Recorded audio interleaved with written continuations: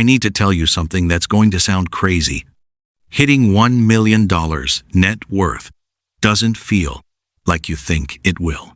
I've talked to dozens of people who crossed this exact threshold. Not one of them described fireworks. Not one of them described suddenly feeling rich.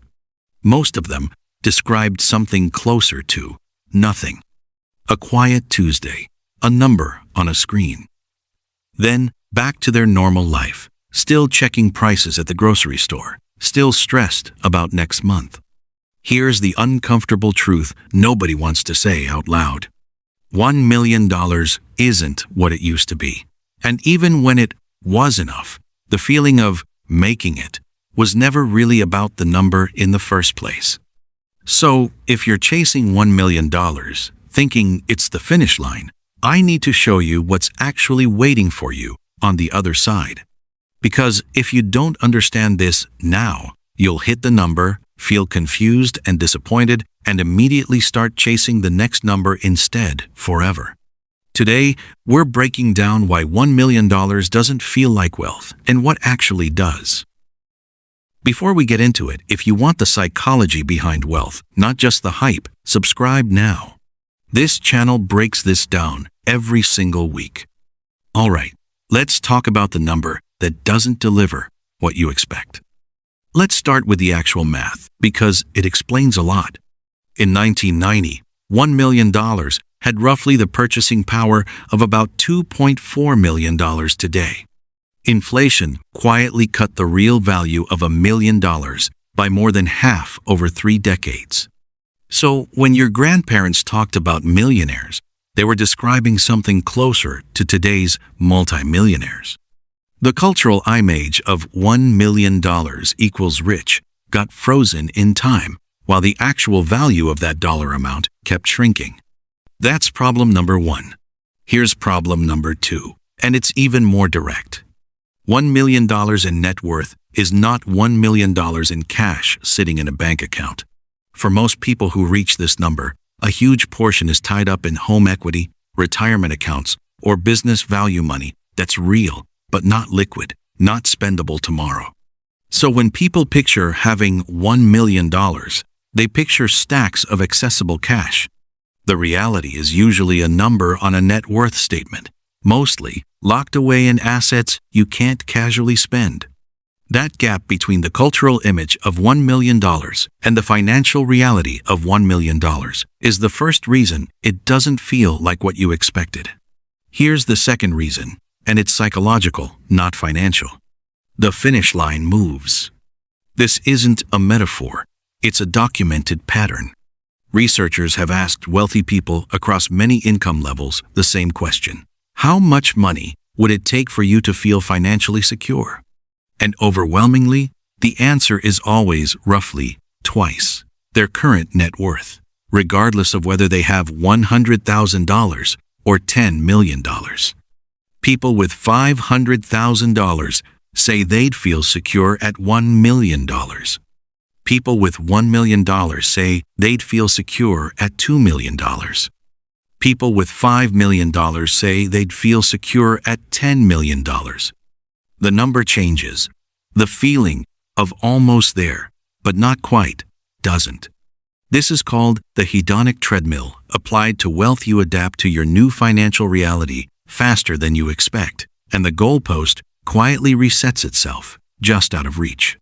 So when you finally hit $1 million, your brain doesn't throw a party.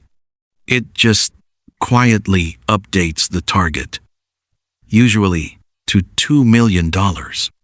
And the disappointment isn't because $1 million failed you.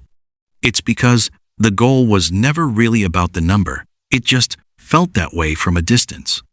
Here's a third factor that quietly sabotages the $1 million feeling. Your lifestyle likely grew alongside your wealth, not after it.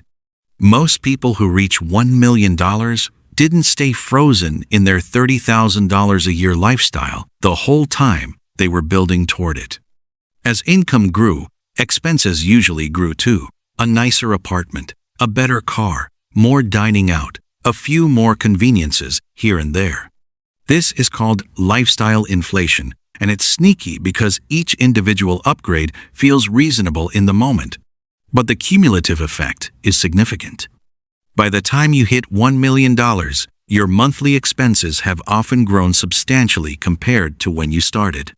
So the gap between what I have and what I need to feel comfortable hasn't actually closed as much as the raw net worth number suggests. You're wealthier in total assets, but your day-to-day margin might not feel dramatically different than it did years earlier because your baseline for normal spending quietly grew right alongside your wealth. This is part of why people describe crossing $1 million as anticlimactic. The number changed dramatically, but daily life often didn't change nearly as much. Here's the fourth reason, and it might be the most powerful one. You're not comparing yourself to your past self anymore. You're comparing yourself to your new peer group. This is a documented psychological shift. When you're building toward $1 million, your reference point is usually people with less than you, which makes your progress feel significant and motivating. But once you cross $1 million, something shifts. You start noticing, consciously or not, people with $2 million, $5 million, $10 million. Suddenly, you're not the person who built something impressive from nothing. You're the person who's still not as far along as some others in your new social or professional circles.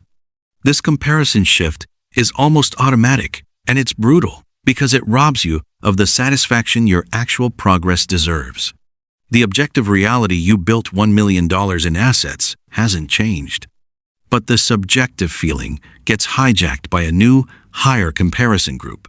This is exactly why so many wealthy people report feeling behind, despite being objectively successful by almost any historical standard. Wealth is relative, and your brain will always find a way to make it feel insufficient if you let comparison drive the feeling instead of facts. So, if the number itself doesn't create the feeling, what actually does? Research and real accounts point to a few specific things, and none of them are a specific dollar amount. Factor 1. Time autonomy. The ability to decide how you spend your days, not just what you can afford to buy. People who gain control over their schedule report feeling wealthier than people who gain control over their spending. Factor 2. Decreasing financial anxiety, not increasing financial assets. The feeling of wealth correlates much more strongly with reduced money stress than with raw net worth. Someone with $300,000 and zero debt stress often reports feeling wealthier than someone with $1 million and constant financial anxiety about maintaining it. Factor 3. A stable, deliberately chosen lifestyle rather than a constantly upgrading one.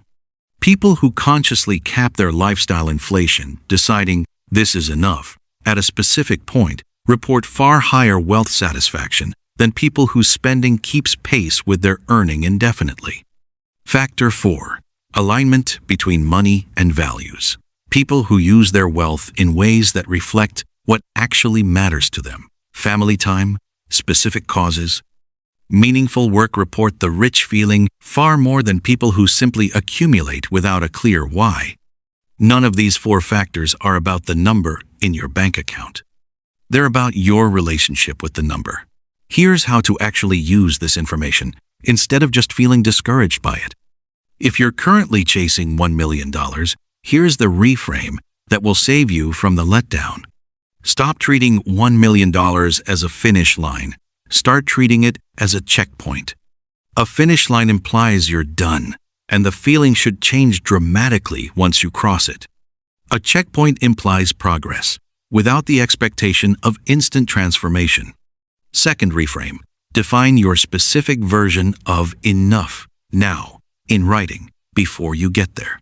Because if you don't define enough in advance, your brain will automatically move the goalpost the moment you arrive, as we covered earlier. Write down, what does my life actually look like when I feel financially secure? Not a number, an actual description of daily life, stress levels, and freedom. Third reframe, track lifestyle inflation deliberately. Every time your income grows, Consciously decide what percentage goes toward lifestyle upgrades versus continued investment. Don't let this happen by default. Fourth reframe, practice gratitude for your current financial position regularly, not just as a milestone crossing ritual. People who practice ongoing financial gratitude, not just at big milestones, report significantly higher wealth satisfaction at every net worth level studied. The number will keep growing if you keep building, but your relationship with the number is something you can start improving today, regardless of where you currently are. So here's the truth about $1 million. It's not nothing. It's an incredible achievement that took most people years or decades of discipline to reach. But it's not magic. It won't automatically deliver a feeling of made it that you haven't already learned to create for yourself along the way. The people who feel truly wealthy at $500,000, at $1 million, at $10 million aren't the ones with the highest number. They're the ones who did the internal work, defining enough, controlling lifestyle inflation, managing comparison, and aligning money with what actually matters to them. If you're chasing $1 million right now, keep going. It's a meaningful goal. Just don't expect it to do the emotional work you haven't done yourself. If this reframed how you think about your own number, subscribe because we break down exactly this kind of wealth psychology every week. And drop a comment. What's your actual definition of enough? Not the number, the life. See you in the next video.